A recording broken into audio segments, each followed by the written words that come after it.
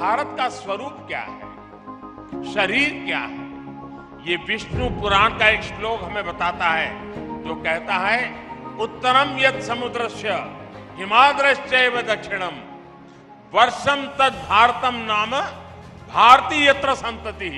अर्थात भारत वो जो हिमालय से हिंद महासागर तक की सभी विविधताओं और विशेषताओं को समेटे हुए है और उसकी हर संतान भारतीय है।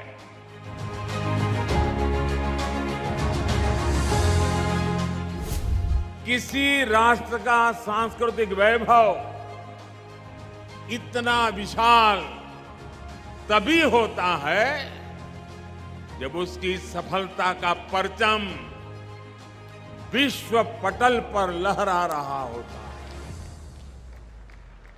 और सफलता के शिखर तक पहुंचने के लिए भी ये जरूरी है कि राष्ट्र अपने सांस्कृतिक उत्कर्ष को छुए, अपनी पहचान के साथ गौरव से सर उठा करके खड़ा हो जाए। इसलिए आजादी के अमृत काल में भारत ने गुलामी की मानसिकता से मुक्ति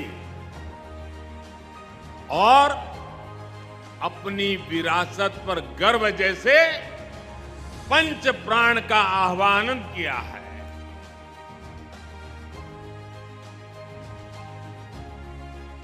दुनिया को पता नहीं था कि भारत के पास एक इनहेरेंट सामर्थ्य है, एक संस्कार सरिता है, एक मन मस्तिष्क का विचारों का बंधन है और वो है भारत लोकतंत्र की जननी है,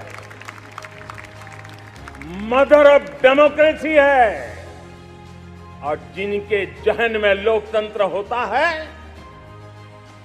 वे जब संकल्प करके चल पड़ते हैं, वो सामर्थ्य दुनिया की बड़ी बड़ी सल्तनतों के लिए भी संकट का काल लेकर के आती है। ये मदर ऑफ डेमोक्रेसी, ये लोकतंत्र की जननी हमारे भारत ने सिद्ध कर दिया कि हमारे पास एक अनमोल सामर्थ्य है।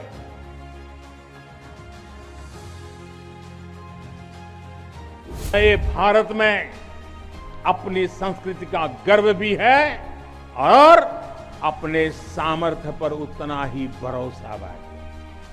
नए भारत में विरासत भी है और विकास भी है। आप देखिए, अयोध्या से जनकपुर आना जाना आसान बनाने के लिए राम जन्म की मार्ग का निर्माण हो रहा है। आज भगवान राम से जुड़े स्थानों को रामायण सर्किट से जोड़ा जा रहा है।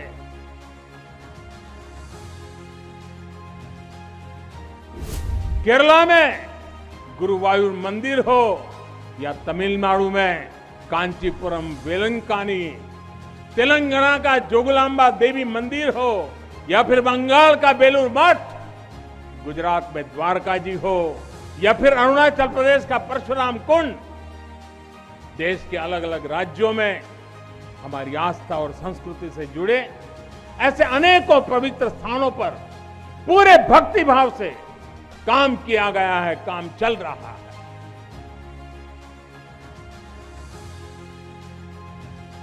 हमने गुलामी के कालखंड में जो खोया, आज भारत उसे रिनोवेट कर रहा है।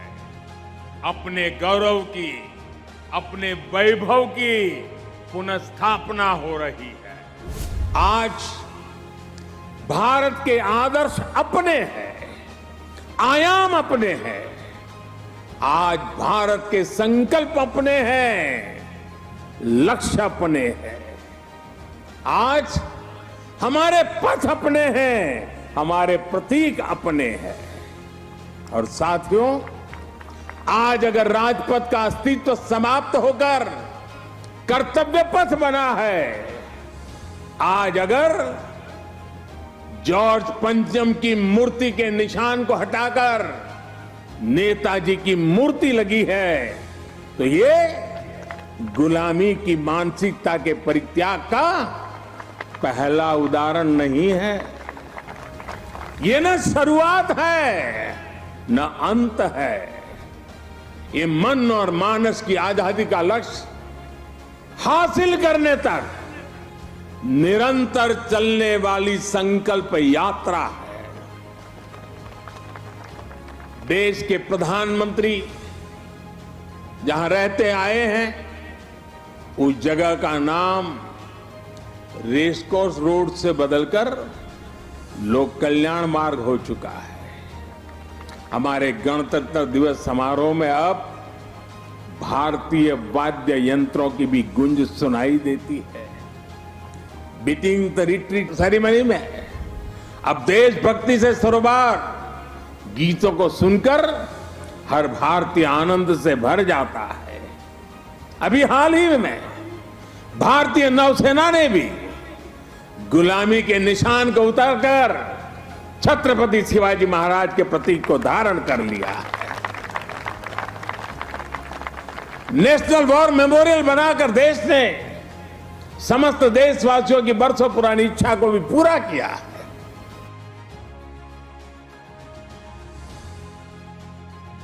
और साथियों, जब हम कल्चरल इंफ्रास्ट्रक्चर की बात करते हैं तो उसका मतलब सिर्फ आस्था की जगहों से जुड़ा इंफ्रास्ट्रक्चर ही नहीं है। इंफ्रास्ट्रक्चर जो हमारे इतिहास से जुड़ा हुआ हो, जो हमारे राष्ट्र नायक और राष्ट्र नायिकाओं से जुड़ा हुआ हो, जो हमारी विरासत से जुड़ा हो, उसका भी उतना ही तत्परता से निर्माण किया जा रहा है। सरदार पटेल की स्टैच्यू ऑफ यूनिटी हो या फिर आदिवासी स्वतंत्रता सेनानियों को समर्पित म्यूजियम, पीएम म्यूजियम हो या फिर बाबा Saheb Ambedkar memorial, national war memorial हो या फिर नेशनल पुलिस मेमोरियल, ये कल्चरल इंफ्रास्ट्रक्चर के उदाहरण है। ये परिभाषित करते हैं कि एक राष्ट्र के तौर पर हमारी संस्कृति क्या है, हमारे मूल्य क्या है और कैसे हम इन्हें सहज रहे हैं। एक आकांक्षी Bharat social infrastructure, transport infrastructure, digital infrastructure के साथ ही कल्चरल इंफ्रास्ट्रक्चर को गति देते हुए तेज प्रगति कर सकता है।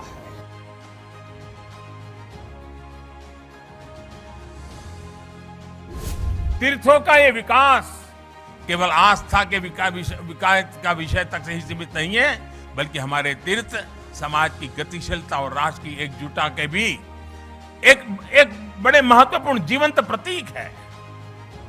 इन तीर्थों और मंदिरों में आने वाले श्रद्धालु अपने साथ कई नए अवसर भी लेकर आते हैं। किसी भी क्षेत्र में पर्यटन बढ़ता है तो रोजगार भी बढ़ता है, इंफ्रास्ट्रक्चर का भी विकास होता है। हमारे तीर्थ यात्रियों को स्थानीय संस्कृति से तो परिचित करवाते ही हैं, स्थानीय कला, कौशल, शिल्प का भी प्रचार प्रसार होता है। सभी इस बात के गवाह हैं। हमारा केवड़िया, वहां का हमारा Ekta Nagar, statue of unity, उसके बाद वहां पर्यटकों की जो संख्या बढ़ी है, आज दुनिया में महत्वपूर्ण पर्यटन क्षेत्रों में वो एक डेस्टिनेशन के रूप में जाना जाने लगा है। दुनिया में उसने भी जगह बना ली है। इसी तरह सुविधाएं बढ़ने के बाद काशी विश्वनाथ धाम और चार धाम यात्रा में भी श्रद्धालुओं की संख्या नित्य नए रिकॉर्ड बना रही है। इस बार तो केदारनाथ में अभी तो कुछ ही सप्ताह हुए हैं, सारे रिकॉर्ड तोड़ दिए हैं।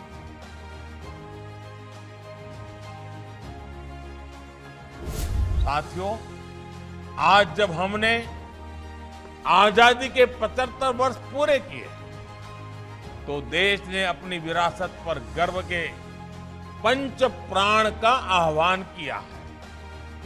अपनी विरासत पर गर्व तब और बढ़ेगा जब हम उसे जानेंगे,